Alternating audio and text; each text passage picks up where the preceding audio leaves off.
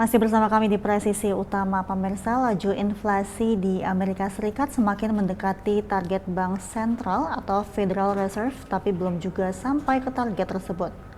Tidak bergeraknya inflasi ini terjadi saat kondisi yang dibaratkan analis dan pembuat kebijakan sebagai mil terakhir sebelum mencapai garis finish dalam lomba lari.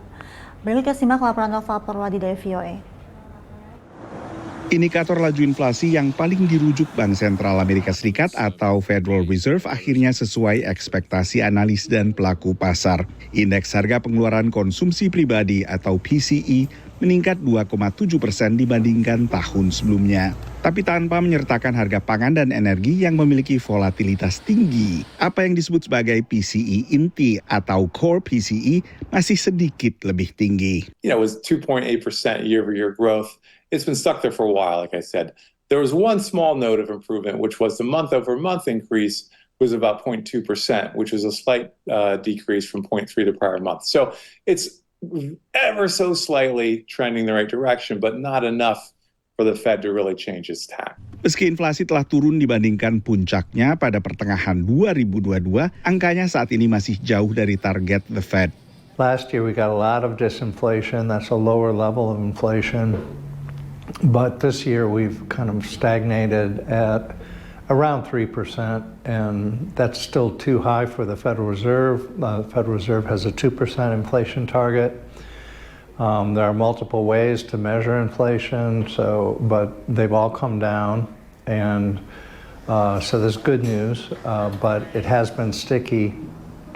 And the so-called last mile of inflation to get from 3% down to 2% is proving more difficult than was anticipated. Juni 2023 adalah terakhir kalinya Federal Reserve menaikkan suku bunga acuan dalam upayanya untuk menekan laju inflasi. Sejak itu tidak ada lagi perubahan suku bunga dan belakangan bahkan muncul wacana untuk mulai menurunkan suku bunga acuan bila kondisinya memang mengharuskan demikian.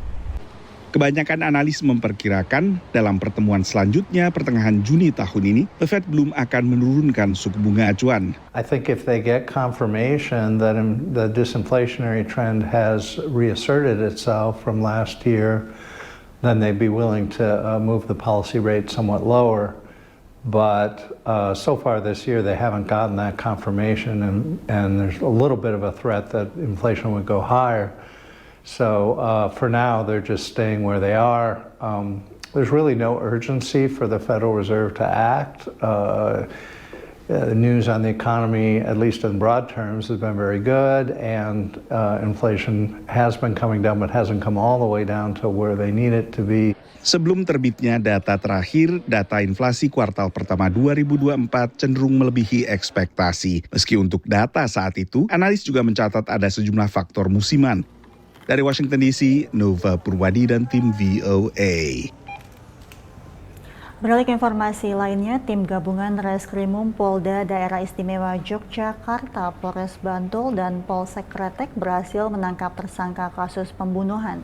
Sementara itu, Polresta Banyumas melakukan pelatihan penanganan anak yang berhadapan dengan hukum.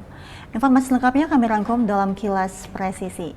Dan pemirsa, informasi ini sekaligus menutup jumpa kita di Presisi Utama hari ini. Saksikan terus tayangan Polri TV melalui website tvradio.polri.co.id dan YouTube TV Radio Polri, serta channel siaran digital terestrial 34 UHF. Saya Mentari Tanzil, terima kasih atas perhatian Anda. Selamat sore dan salam presisi. Tersangka kasus pembunuhan seorang perempuan berinisial T, 54 tahun, warga Semarang, Jawa Tengah yang sebelumnya ditemukan meninggal dunia secara mendadak di kosnya di Kapanewon Kretek, Kabupaten Bantul, berhasil diringkus polisi. Tersangka pembunuhan tersebut berinisial IRS, 24 tahun, warga Kapanewon Kretek, Kabupaten Bantul. Tersangka ditangkap di Makuo Harjo, Kabupaten Sleman pada Sabtu 1 Juni 2024 oleh tim gabungan Reskrimum Polda DIY, Polres Bantul, dan Polsek Kretek. Adapun motif tersangka melakukan pembunuhan tersebut karena ingin menguasai harta benda milik korban yang terdiri dari ponsel dan uang senilai Rp150.000. Sampai saat ini tersangka masih dimintai keterangan guna mengumpulkan barang bukti milik tersangka dan juga korban. Untuk mempertanggungjawabkan perbuatannya, tersangka dijerat dengan pasal 365 ayat 3 KUHP dengan ancaman pidana penjara maksimal 15 tahun.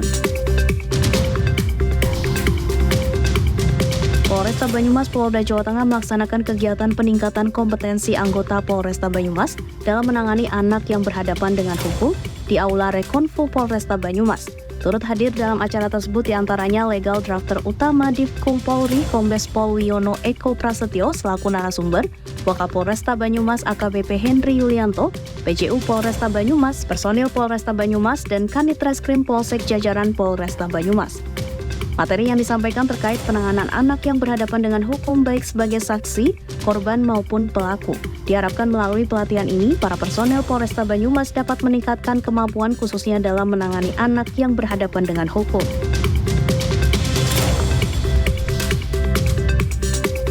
Polresta Sidoarjo menghadirkan layanan Surat Keterangan Catatan Kepolisian atau SKCK keliling online.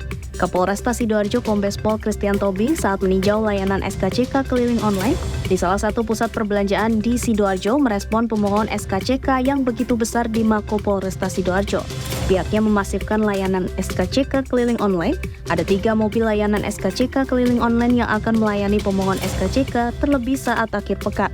Sehingga masyarakat yang sedang berbelanja, jalan-jalan maupun olahraga di alun-alun dapat memanfaatkan pengurusan SKCK di mobil SKCK keliling online.